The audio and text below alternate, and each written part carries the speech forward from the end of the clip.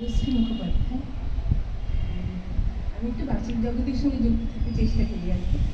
চেষ্টা করি একটু আবৃত্তি করবার বা কবিতা পাঠ, গল্প পাঠ, এগুলো আমার প্যাশন বা হবি।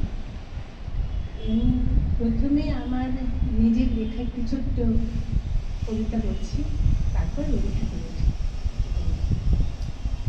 আমার লেখা কবিতাটা হলো, আলো যদি সত্যি বাসুহারে তবে বেরিয়ে এসো, দরজা খুলো, অন্ধকারে বন্ধ করে সব, খোলা জানালায় আলোর শপথ, বাইরে এমন আলোর কলরব, সূর্য শিখায় জ্বালিয়ে চোখের তারা, দাও পারি দাও অজানা অন্ধকার, জ্বালিয়ে আনো হাজার অনেক আলো, যে আলোতে পথ হারাবে কালো, আলো যদি সত্যি পাশে থাকে।